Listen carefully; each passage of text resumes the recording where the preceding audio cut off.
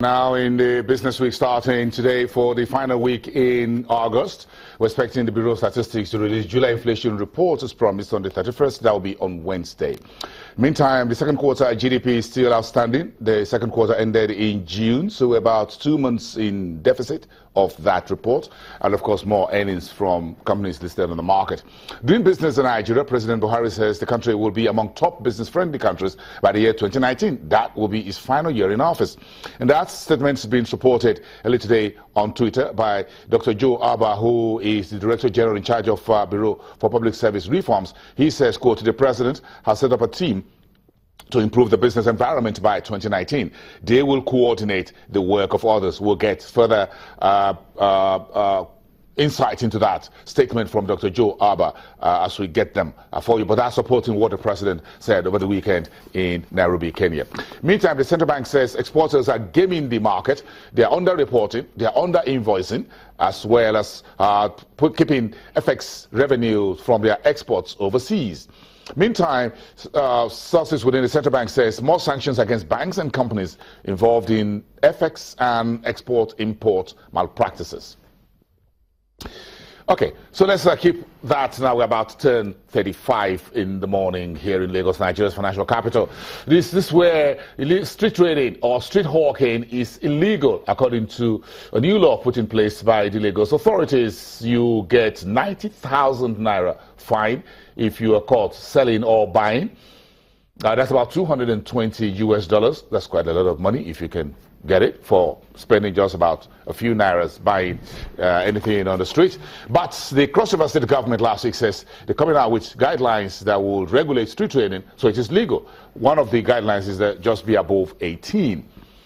Gabriel Idahosa is the Chief Executive Officer at UHY Margie & Co., an accounting and advisory firm, is live here in the studios with us to discuss this. A tale of two cities, street hawking illegality. Thank you very much for coming, sir. We appreciate that. Thank you. How does this story hit you about street trading being legalized in one state and the other state says is illegal? Well, it's a matter of lawmaking. One state can make one law, another state can make another law. I guess in a federal system, it's not abnormal to have two laws, but it is the underlying factors that you want to look at. So let's look at the underlying factors. For you, what are the underlying factors? It's poverty, extreme poverty, because no one goes into street trading that has an alternative means of income that is better than that. It is at the very lowest level of the economic ladder that forces an individual to go street trading or send his or her child to go to street trading. But hasn't street trading or street hawking been with us for decades and decades on, isn't it? Isn't it a bit of a tradition, as it were, if you want to put it that way, culturally speaking? Well, it's a tradition that is associated with poverty. It is not a tradition that is an aspiration that people look up to say, when I grow up, I want to be a street trader or a hawker. But if you look at Europe, for example, and I'm going to cut in there, if you look at traditional Europe, centuries ago or 100 years ago, you find young boys, newspapers off the street, isn't it? And yes. Things like that. Yes. So street hawking has been part of humanity, if you want to put it that way, in one form or the other. Yeah, but what you said, 100 years ago, many years ago, you had street trading or everything. Now, perhaps in Europe, you still find newspapers, particularly newspapers, at bus stations and a few places. But you don't have hundreds of people lining the streets from one end to the other, selling everything.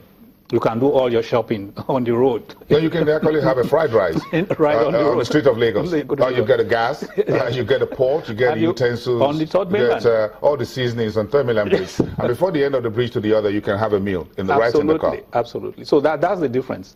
100 years, 50 years ago, is in Europe, is where we are today, where we are forced to trade on the road because we don't have an option, not as a matter of choice. If I have a choice, why would I do street trading? Why would I send my 10-year-old child to the street to go hawking? It is the economic situation in those families that forces them to do it. So in terms of, so let's take Lagos and Cross River State very quickly. Lagos says, look, this is illegal, no more, you get penalized. Both a buyer and seller. Yes. What's your view? Well, it's like making a law banning poverty. You make a law to say there's no more poverty in Lagos. Well, poverty is still in Lagos. So it's a law that flies in the face of reality, that is not a law that can stand. Because unless you provide an alternative for this class of people, we are not talking of people who go out hawking for the fun of it. That, okay, I just feel like going to hawk today, just for the fun of it. These are people who have no other source of income. Absolutely none. And in fact, most of them live today on the profit from yesterday's hawking. And they will live tomorrow on the profits from today's hawking. So this is what we are talking about. So when you say those people should not hawk, it's like saying stay at home and die of hunger.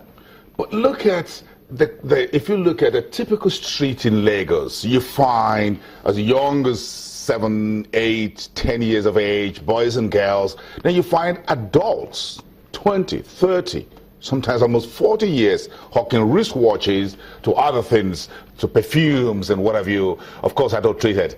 I've been a victim of that many years ago. Never buy perfumes in traffic anymore. But you know, but that's the scenario here. So, what drives the folks, Nigerians, from that young age to adulthood to say, look, is it the same poverty? It's poverty. It's poverty, because if you have something else better than that, you won't go hawking. But what does government do? First is profiling. You just done a profile. Government will do a profiling to say there are those who are too young to be there anyway, because they cannot take their own economic decisions. Either their parents or relatives are taking those decisions. So they have no business hawking. Those parents have to be held accountable for their actions. So they should be taken off the streets. Taken off the streets. Now, all the adults that are hawking by themselves or by proxies, by children, are hawking for a certain reason. Economic, the very, very poor economic conditions they find themselves. So you want to profile those people and say, what other alternatives, what social safety nets can be provided to get those people from hawking themselves or sending their children to go hawking? And that is what government wants to do and tries to do. But it appears that because of the enormity of the hawking, here in Lagos, the government just felt, oh, let's make the law, and perhaps that will send some people out of the streets. Aren't you concerned about safety issues, road safety issues? Hawkers, young and adults, get knocked a couple of times. Yes. Perhaps running in between vehicles, get motorists to scratch or knock each other because they're trying to avoid knocking down a street hawker. And there are security issues in which folks say, well, they've been robbed by those who pretend to be hawkers at night, early in the morning, on 3rd Million Bridge, wherever your Lagos Bridge, whatever you call it. Then you have the fact that the government really needs revenue. Yes. So how do you balance these social, economic issues together in a place like Lagos, vis-a-vis a city a bit more quiet, smaller in Cross River, Calabar to be precise? No, it doesn't matter what city you are. It is the underlying factor that is relevant. You need to stop hawking in Lagos. You absolutely need to do that. But how do you do it? Is it by passing a law, which you have a hard time to enforce, or looking at the underlying factors and profiling the hawkers? You just mentioned people who take hawking as a cover for crime. That is a separate issue. It's a law enforcement issue. And here in Lagos, that has been reduced, where the police have mounted very effective patrols in some dark spots in Lagos. The amount of crime coming from this kind of people has reduced at the dark spots, is Oshodi, Mile 2, and so on, because there's effective patrol. So there's a crime factoring part of it, which government must deal with. There is the economic, social welfare part of it, of getting these people who have to hawk, not because they want to commit crime, but because they have no other means of livelihood, out of the streets. So it is the profiling of the hawkers that will direct you to the solutions. You have at least 3 that you have identified. The criminals are hiding under hawking, the adults who themselves take a decision to go hawking, the children that are forced to go into hawking by their parents, or wards, or whoever. Those children should be out of the streets. There's a law issue about child abuse. But the adults who themselves go hawking are people at the very lowest level of the economic ladder that you have to deal with and say, what do we do to find an alternative means of livelihood for these people? And you gradually phase them out of it. But just passing a law today and hoping tomorrow you're not going to find any hawkers on the street. Of course, they are still there in the streets. So you tend, it looks you bending a little bit to the side of Cross River State government that says, look, you got to be 18 years of age as one of the criteria. Perhaps if you just do some registration, then you're allowed to go. You seem to bend a little bit towards that. Well, I think it's just the beginning of solutions to the underlying problem. The underlying problem is poverty, and then the small number of people there who are there to commit crime under the cover of hawking.